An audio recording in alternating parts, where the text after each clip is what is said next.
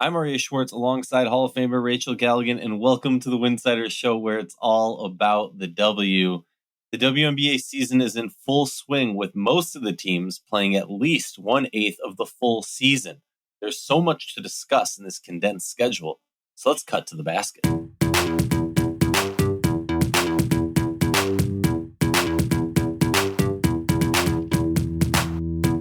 Welcome back to the show. Excited to be here with my pal, my co-host, my friend, Rachel Galligan. Rachel, there's so many moving parts to the WNBA season this year. And I think, every year, the beginning of the season, this time of the season, this time of year, is very much almost a wait and see. But it's just that constant teasing of you of have we seen enough games that we can make a full season decision of what this team is? Have we seen enough games? Have we seen enough games? Have we seen enough games? I mean, give me a one-word answer. Have we seen enough games? No. No, you're right. You're right. No, I feel like I agree with you. It's hard because you do have a sample size. We've seen, 6 to 7 games, depending on we're recording this on Wednesday. So we're going to have more tonight. And by tomorrow, this show will probably be outdated, at least by Friday. But, we've at least had a sample size being able to watch teams like Connecticut, where you feel pretty good about what they're doing, about what that product is going to look like when they're healthy, how they impact the game on both ends of the floor. Minnesota and their impressive start. I think the question with Minnesota, is this sustainable? Can they continue to play at this level on both ends of the floor for the majority of the season? Question marks.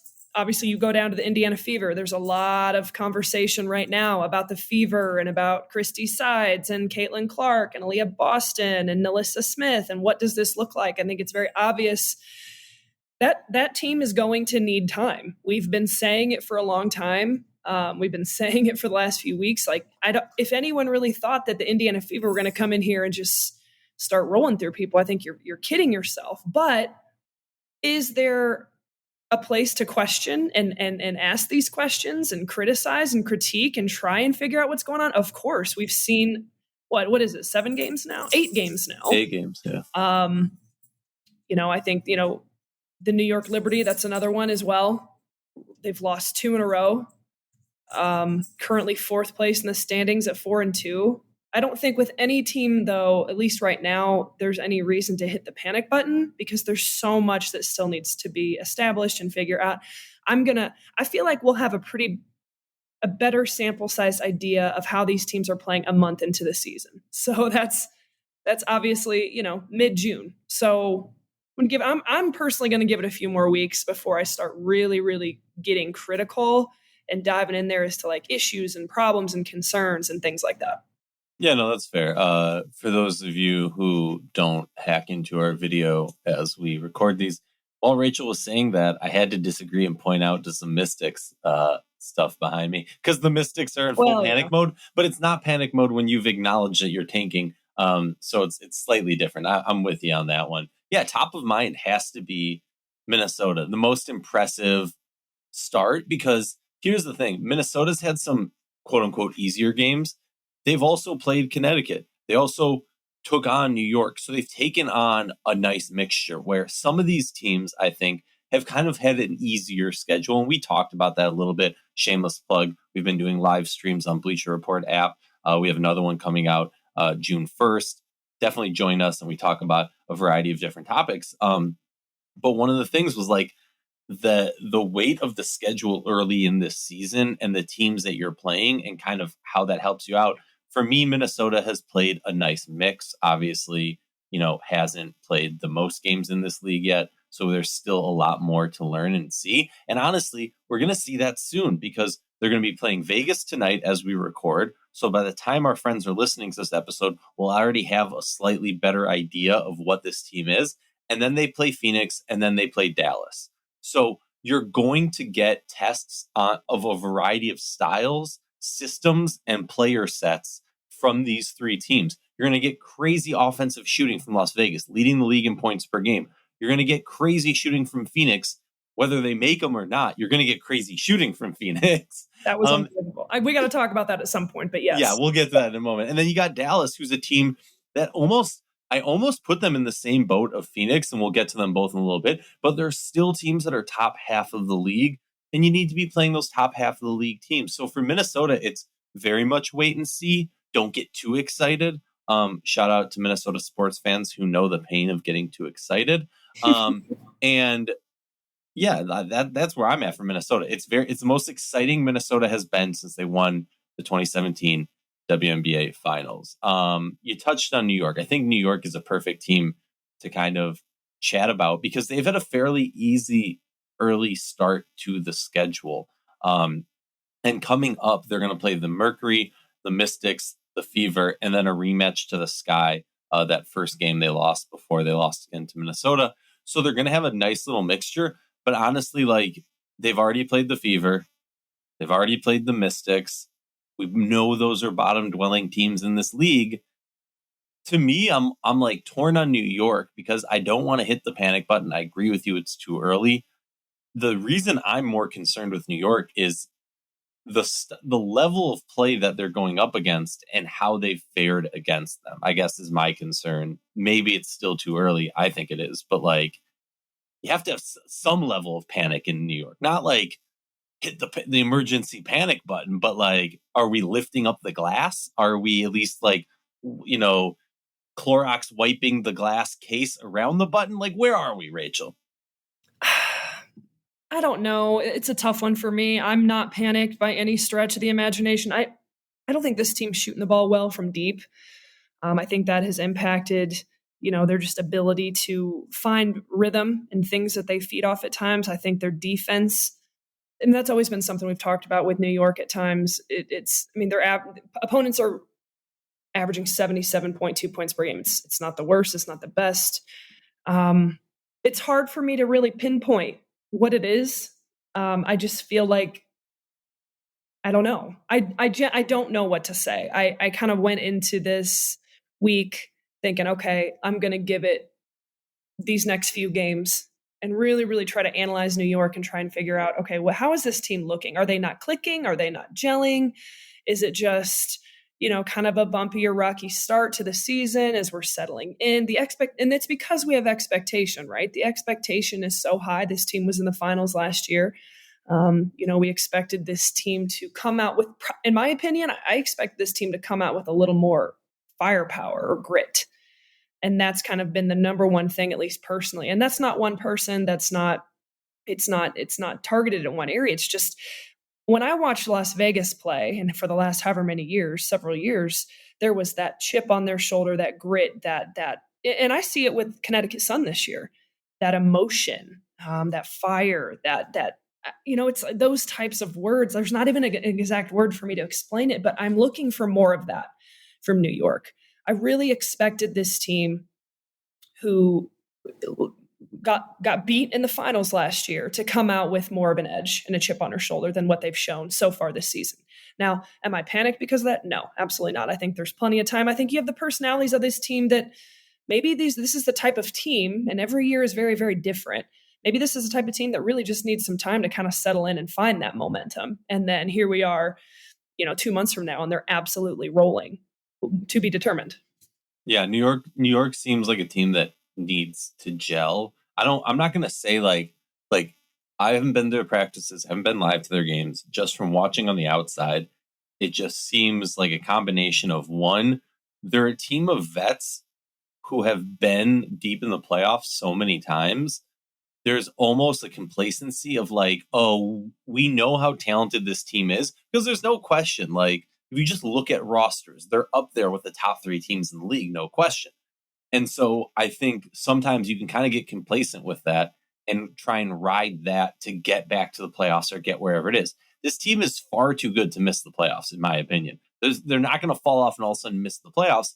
So in the back of your mind, you don't have that fire under your butt driving you. You don't have that carrot and the stick in front of you pulling you forward when you don't have that necessarily, day in, day out dog drive mentality, which I agree. We've seen in Connecticut, we've seen in Vegas, and we've seen in a few other teams this year. I think Chicago definitely has that must win right now mentality, no matter how it happens. So yeah, I'm very curious to see how they fare. Again, their 3 hardest games were against Seattle, Chicago, and Minnesota. And I'm just going to put it out there. Obviously, like, cool, Minnesota's ranked number 2 right now.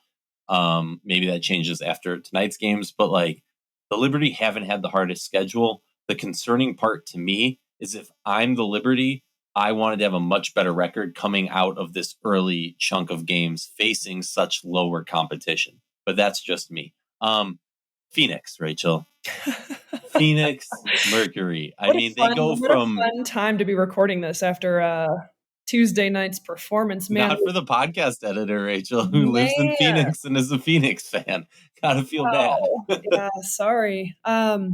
It's so funny. It's just crazy how you can have that recency bias or that recent taste in your mouth. I mean, anybody who didn't watch the game last night or see my plethora of tweets about the Phoenix Mercury, they set a WNBA record. Record-setting Phoenix Mercury. Well, I don't have the numbers exactly in front of me. I think they were 1 for 27. 1 for 27, shot just over 3% from the 3-point line, and were held to 41 points below their season average so far. So, like, that was a day that this team will remember for the rest of the season.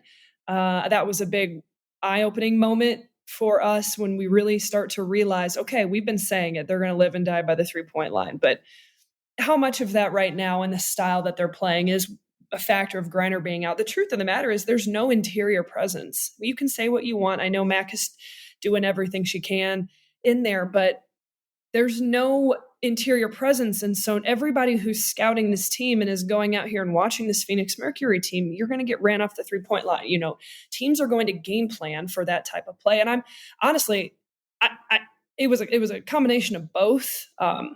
Connecticut doing as well as they can do defensively, but also just, I mean, they were missing wide open shots. It was wide open shot after wide open shot at times. And that this was a frustrating night, but that's what you get sometimes when you live and die from your ability to shoot threes. Phoenix leads the WNBA in 3-pointers attempts, 3-pointers made. I think they're second in 3-point percentage. And so that's obviously something this team's going to hang their head on through the course of the season, even when Griner does return. But it will open things up and at least give you another dimension of scoring. And I think we saw it in that fourth quarter. You saw Sophie Cunningham and other players really starting to attack the basket. But by that point, you know, starters are on the bench. People are resting in that game, and it was an absolute onslaught. It was amazing. It was amazing to watch that type of performance. But then it's like, you know, you didn't have anybody in double figures. And then we talked about Kalia Copper, who before yesterday's game was leading the league in scoring, putting up the best numbers of her career, MVP-like season early on in the season. And then, of course, a game like last night happens. And so, I mean, that's going to happen. And we literally said it yesterday on our Bleacher Report show. You're going to have really high moments where this Phoenix team can beat anybody. And then you're going to have moments where that was clearly or probably going to be the lowest point of the season, in my opinion, for this team. And then you have that. So you're seeing two complete extremes when you play stylistically the way they have to right now. I want to throw out some stats here right now. So you dropped some numbers that were accurate before the game last night. After the Mercury went 1 for 27. Yes, how much did it change those numbers? They dropped down to 6th place in 3-point percentage. Wow. Now, this might even be the crazier thing. In 6 games played, they've shot 187 3-pointers. Okay? Now, the Indiana Fever, who have played 8 games, so 2 more, and have no fear of shooting it and letting it rip from 3 also, have shot 188, and they both are right around that 33-32 mark percentage-wise, whereas Minnesota and the LA Sparks are up there teetering on 40% from 3, and both of them have launched a 127 and a 132 total from beyond the arc. So it's quite interesting to kind of run down. I'm not even necessarily like percentage wise is one thing. Looking at totals with this Phoenix Mercury team is going to be insane this season. They've let up 177 points in the last 2 games. I agree with you. If I'm looking at Phoenix, I'm going, okay, beat me in the paint. Force Kaw to attack the paint, force Diana Taurasi to drive to the paint, force Natasha Cloud to make big shots. That's what I'm doing. I mean, look, they're banged up right now. You have Brittany Griner out with that injury with her foot. You have one of the most important role players in the league in Becca Allen in concussion protocol. Hopefully we'll see her back on the court soon. So it's not like this is like the same team we saw, let it rip and beat Vegas. That said, this is definitely concerning. And for Phoenix's rise, they're very quickly dropping down. The Dallas Wings are a team that intrigue me, Rachel, because it seems like they've found a new rhythm and kind of just doubled down on this whole let Aryeh go off thing. And I get it. She's the only superstar you got left right now. And she's going to have to play 40 minutes a game. I mean, yeah. And she's going to have to put up 30, 40 points a game with the way they're playing. My thing going into last year was they lacked shooting. And losing Marina Mabrey was a big, big loss for them. And I think they've been kind of searching for that fill, that secondary, especially when Satu's out, right? You need that other guard who's going to produce offensively. Obviously, Lou Lopez has not been producing that. Other players on this team have a little bit. Shout out to Maddie Siegrist, who's really stepped up in this opportunity, making some big plays the other game. When you think of the Dallas Wings, and I'm not even necessarily like specific about the Wings, but like as a coach, when you're facing so much injury adversity that keeps piling up, how do you kind of drive forward in that fog, in that storm? People have got to step up, but I mean, they're battling injuries too. Even Jaylen Brown, that was someone who in the preseason had a phenomenal performance. And that was, I think, kind of maybe that surprise X factor that the Dallas Wings were really looking forward to at the wing this season to help them. Hasn't been able to be an impact player. And then you've got a bunch of, rookies, JC Sheldon, Stephanie Suarez. There's a lot of players who are in their first year in the league who are being asked to play minutes, being asked to step up and contribute. Maddie Siegrist, I think, is doing exactly what we had, I think, anticipated and hoped that Maddie Siegrist would do in year two.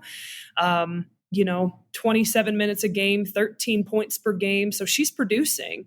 They don't have a lot of depth right now. There's not a lot of depth and there's not a lot of answers. And so, you bring in Mo Billings late, Natasha Howard's still out. Tierra McCowan is phenomenal. I'm a huge McCowan fan, but you just don't have a lot of experience depth that you can truly, truly rely on night in and night out. So I think it's just going to be, it's going to be a grind here for the next few weeks for Dallas. I think there's going to be, they'll come away with some wins. A week ago we were like, man, we were kind of not panicking, but a couple losses, and then they went and won a couple. So I think they're going to kind of flounder back and forth. And I had mentioned it earlier, I think the last time we talked on the podcast, I said, when we get to the Olympic break, Dallas, I think will be lucky to be 500. That's my opinion. So we'll see. We'll see. I really do think if they could just get a couple pieces back and but then even you get players back, it takes times to, get back into the rotation and contribute into the roster. And so I don't know. I feel like this team could use another piece. I feel like this team we could see some roster changes maybe moving forward. Like an Odyssey Sims, they could desperately use someone like that right now, I think. But yeah, they're going to have to play this way, and you're going to have to rely on. It's almost like Jewel Lloyd at Seattle last year, right now for Dallas.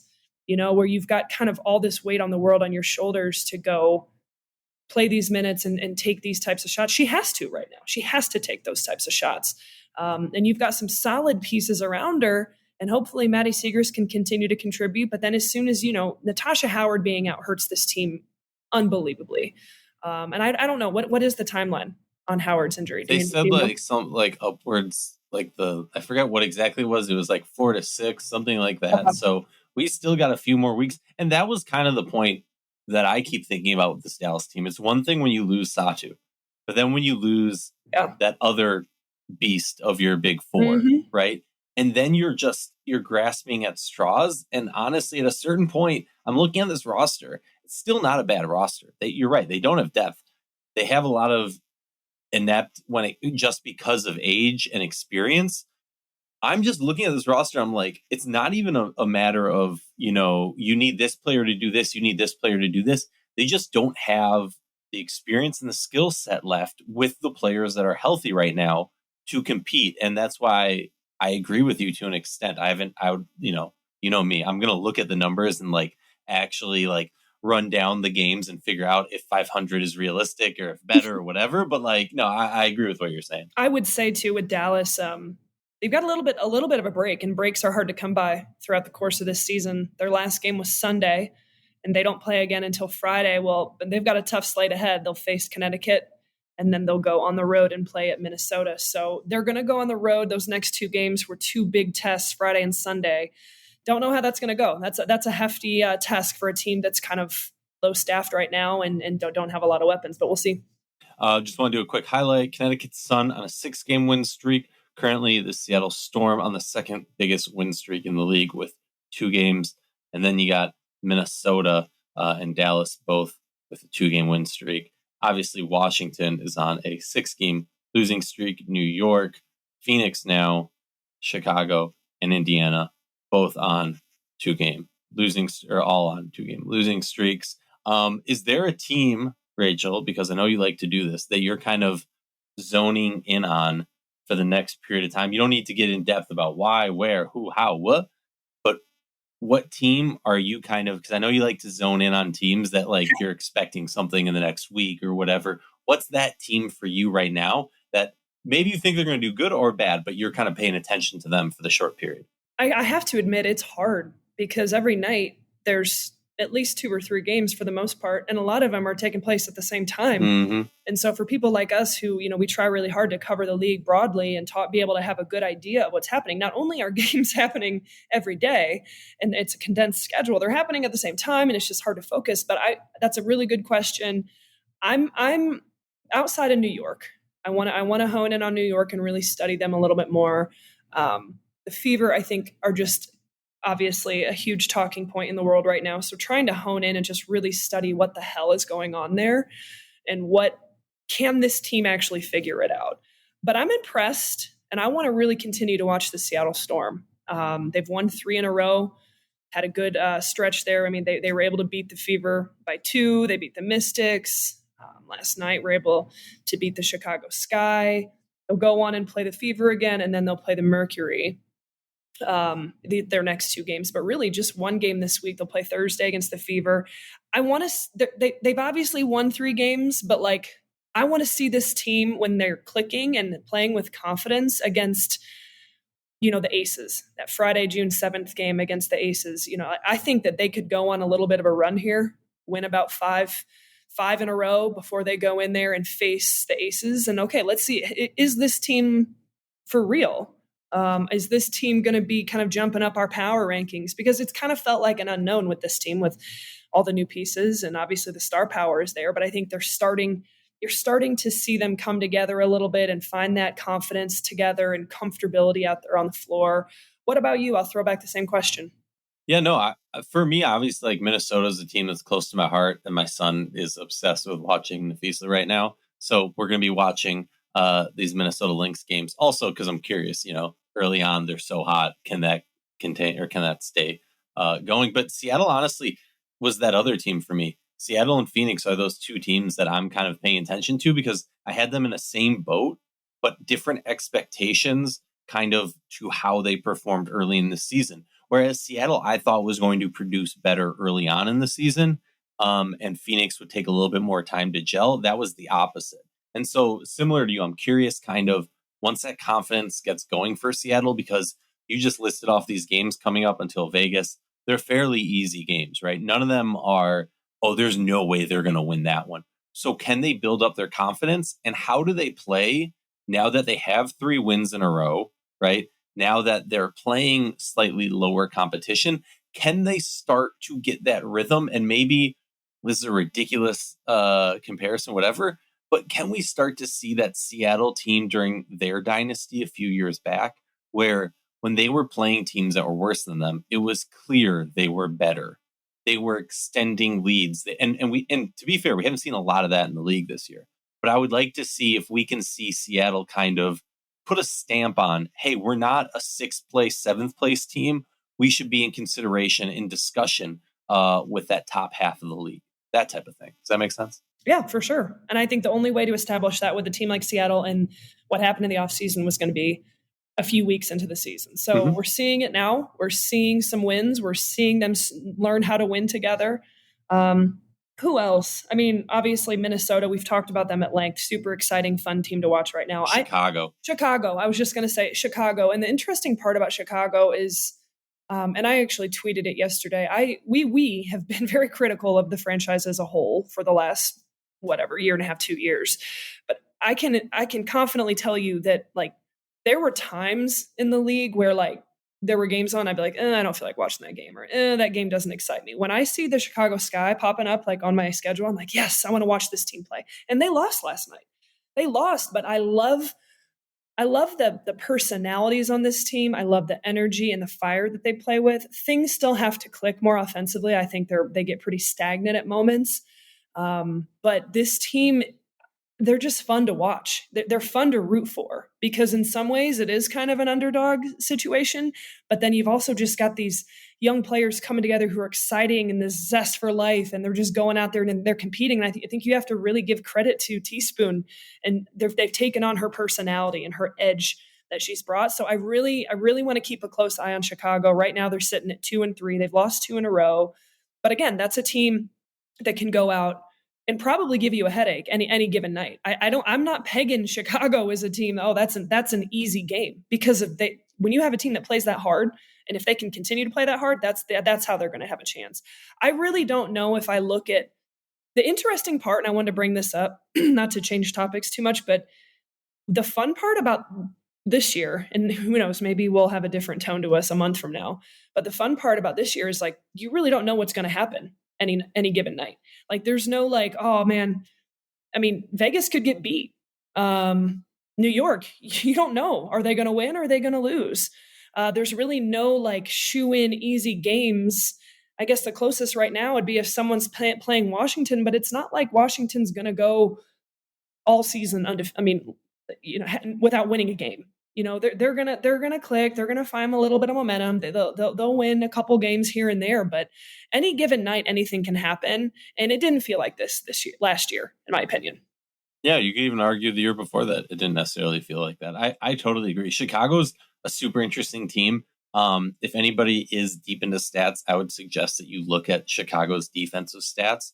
Very similar, at least before that Seattle game. I was doing a deep dive into those stats. Both those teams are pretty neck and neck, or at least they were going into that game, with steals, rebounds, a variety of other defensive stats, rankings, things like that. So I'm very intrigued, because with Chicago, you look around and you see a lot of offensive firepower, but it's their defense that they've really hung their hat on. And I think when you're that underdog, when you have that mentality, that Teaspoon mentality, you hang your hat on defense and you turn defense into offense.